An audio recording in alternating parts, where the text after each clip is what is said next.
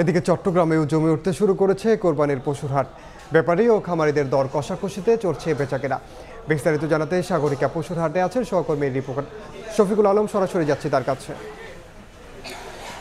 কোরবানির বাকি আরও এক সপ্তাহ থাকলেও কিন্তু চট্টগ্রামে যে বড় বড় স্থায়ী পশুর হাটগুলো রয়েছে সেখানে দেশের বিভিন্ন এলাকা থেকে পশু আসতে শুরু করেছে। আমরা যে এখন সাগরিকা যে গরুর হাট রয়েছে সেখানে আপনি দেখতে পাচ্ছেন বিভিন্ন যশোর, রংপুর সহ বিভিন্ন এলাকা থেকে এখানে যে কোরবানির যে বড় বড় যে গরু রয়েছে, বিশেষ করে বাদামি এবং লাল রঙের যে গরুগুলো রয়েছে সেগুলো আনা হয়েছে এবং সেগুলোকে সেবা যত্ন করছেন। চট্টগ্রামে এবারে স্থায়ী এবং অস্থায়ী মিলে প্রায় 12টি গরুর হাট রয়েছে, অস্থায়ী 9টি এবং স্থায়ী 3টি বিবির হাট, এবং এই যে এখানে আছি সাগরিকা এবং পোস্তাগোলা গরুর হাট, এই 3টি 12টি হাট রয়েছে।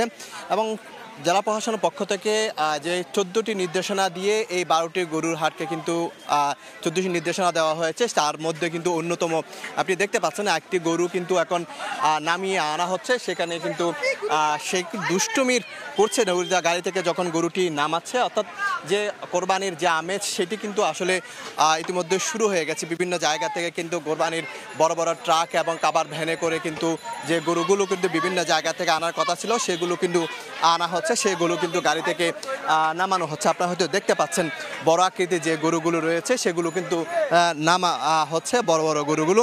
এবং চট্টগ্রামে বিশেষ করে এই সাগরিকা বিবির হাট এবং সাগরিকা এবং বিবির হাট বড় বড় গরুগুলো কিন্তু দেশের বিভিন্ন জায়গা থেকে আনা হয়, সেই গরুগুলো কিন্তু এখন নামানো হচ্ছে।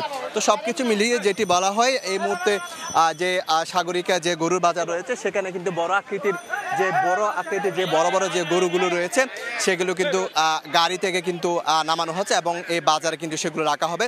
যদি এখন এক সপ্তাহ বাকি থাকলে মোটামুটি বলা যায় বিভিন্ন জায়গাতে গরু আসছে এবং কিছু কিছু বেচা কেনা শুরু হয়েছে বলে তারা বিক্রেতা আমাদেরকে জানাচ্ছেন। তো এই ছিল আমার কাছে সর্বশেষ তথ্য।